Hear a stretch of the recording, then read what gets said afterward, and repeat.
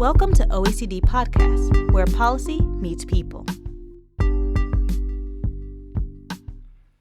Today we're delighted to be joined by Professor Carlos Moreno, the visionary behind the 15-minute city concept, an urban model that's gained international attention for reimagining how we live, work and move. Now, Carlos is expanding that vision and entering new territory with fresh thinking on the concept of the 30-minute region. So as governments and communities around the world grapple with climate, mobility and housing challenges, now indeed is the perfect time to explore how our urban and regional places can adapt, thrive and become more resilient to shocks that in fact we're seeing arrive more and more. So over to the OECD's Soo-Jin Kim, who will be talking to Carlos Moreno on OECD Podcasts. Carlos, thank you so much for joining us on OECD Podcast. Thank you for this kind invitation. Can you tell us how the 15-minute city concept was born, what inspired you to go further in developing it, and what problem were you trying to solve, or what opportunities were you exploring? In fact, my first discipline is mathematics and computer science. I was a pioneer on smart cities, technology for cities. In 2010, I understood that the real challenge for cities is not technology, but the well-being. And in fact, we need to change radically our urban lifestyle. And when I understood the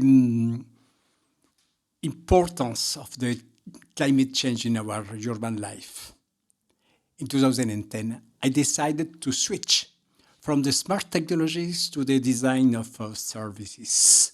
In 2015, Paris, 10 years ago, hosted the COP21. Just a few months after, I proposed for the first time this concept, the 15-minute city. I considered, after the COP21, that cities are at the heart of the climate change, loss of biodiversity, and at the same time, economical and social tensions.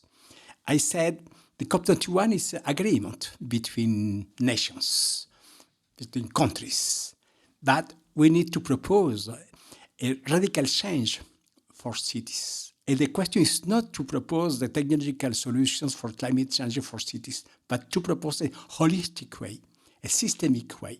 The 15-minute city is this response to change our urban lifestyle, work lifestyle, our commute style, for giving a priority to decentralized services, to access within a short perimeter to a lot of different services for improving our quality of life.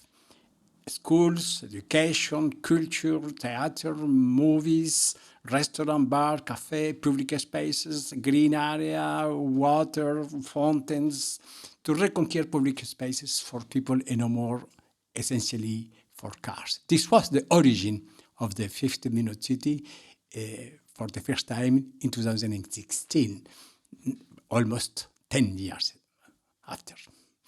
Great. The idea of the 15-minute city concept has resonated all around the world, from Paris to Portland to Melbourne. Why do you think it struck a chord with so many cities? And what were some of the key challenges in making it work?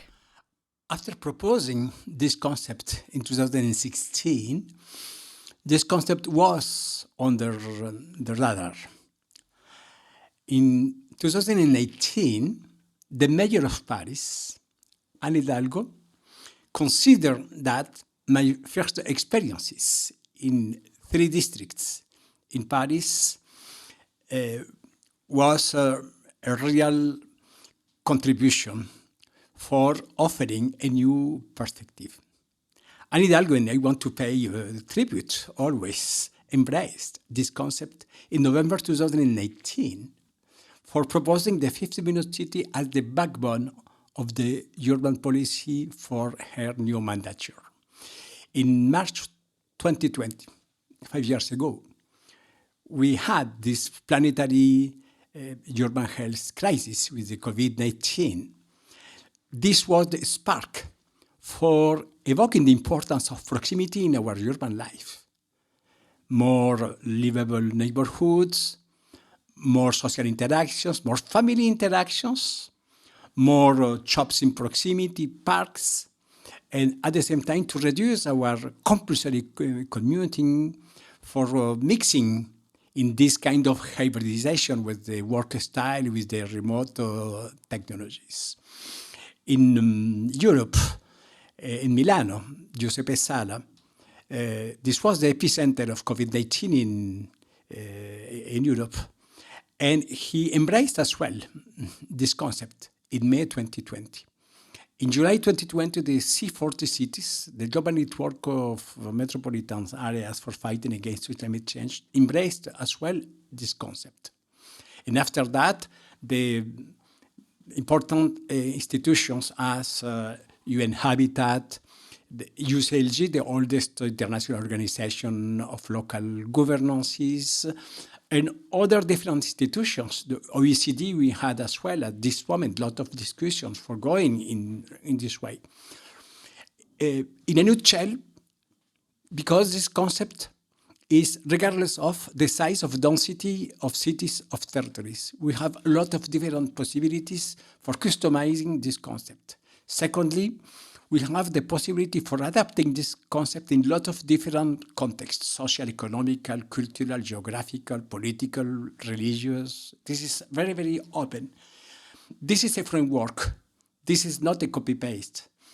This is not a recipe. This is a way for reimagining our cities with this motto: a human-scale city for people with a lot of different services for changing our ecological, economical, and social interactions. Now you're turning your attention to a broader scale, the 30-minute region or territory. Could you tell us what this means? Are we just enlarging the 15-minute city concept to a broader area, or are there any more fundamental differences between the two? Indeed, at the beginning, this concept was embraced by the great metropolis, in particular by the influence of C40 cities, and the big international mayors totally convinced of the importance to switch. And after that, this concept, in fact, has become a global movement in the 5 continents. And we have the interest of a lot of different mayors of the middle cities, small cities, even ruralities. And it was the start of a second period to adapt this flexible concept, this framework for the medium and low densities. It was the emergence of the 30 minutes territory. In reality, I evoke very often that in the 15-minute city concept, the less important point is the number of minutes. Today, we have a new nickname, the X-minute city. Why? Because we have in Utrecht, the 10-minute city, in Copenhagen, Nordhavn, the 5-minute city, in Melbourne, the 20-minute city, in Scotland, for this country, the 20-minute territory, in Spain, Pedro Sanchez with the Spanish government, the 30 minutes Spain for the global, for the total territory. We have today a lot of nicknames, including the complete neighborhood, etc. In the medium and low densities, we have today a lot of different local governments interested in to explore and to develop the new initiatives. In Poland, for example, 15,000 inhabitants in Pleszowa, close to Poznan, the member of the Academy of Science, Mayor Arkadiusz Ptak, he is one of the pioneers. He implemented this concept 5 years ago, almost at the beginning. In France, the rurality with just 5,000 inhabitants in a lot of different places around the world. The relevant point is, in fact, our flexibility for adapting this concept. In the medium and low densities, we need to develop this polycentric territory, and of course, we need to adapt our mobilities. This is not a question to have capability by capability when we are in face with the low density. But we need to develop an innovative mobility. Electrical car sharing, on-demand transport, virtual lines. But the idea is always the same idea, to develop a human-scale territory. What advice would you give to local or national governments who want to implement these ideas but are not quite sure where to begin? I have two advice for local governances. The first one, to consider that this concept is not a magic wand for solving in a few months 7 decades of zonification, of segmentation, of fragmentation. The second one, to consider this concept in a mid- and long-term vision.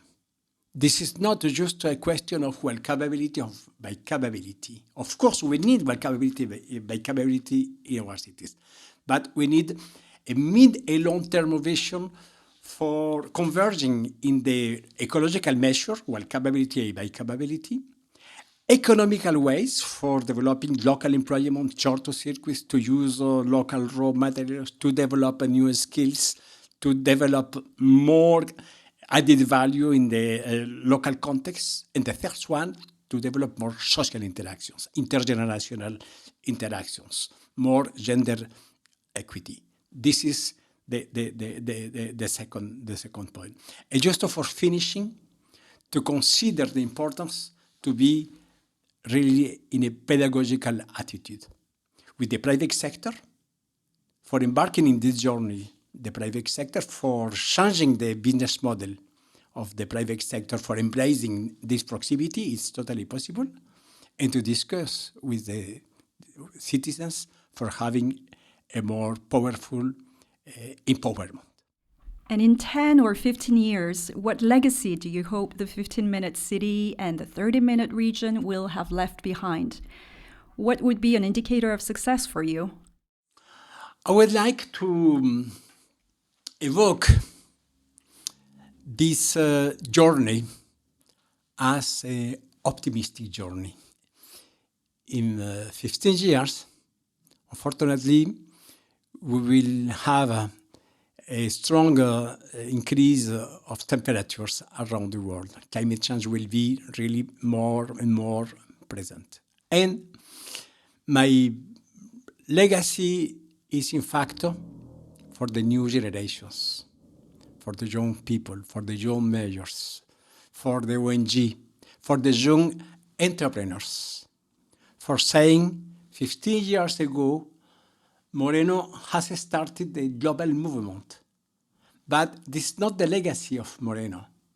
This is the legacy of an international movement based on different experiences worldwide for customizing and for adapting a human-scale city, for changing our lifestyle. And today, 15 years ago, we have the great experiences in this journey for mitigate and for adapting our cities in face with this impact: climate change, poverty, and social exclusion. Carlos, thank you so much for joining us and for sharing your insights with us today. A great pleasure to take part in this podcast. Thank you, Soo-Jin, for your questions. At the OECD, we continue to explore how public policy, citizen engagement, and urban design can work together for stronger societies.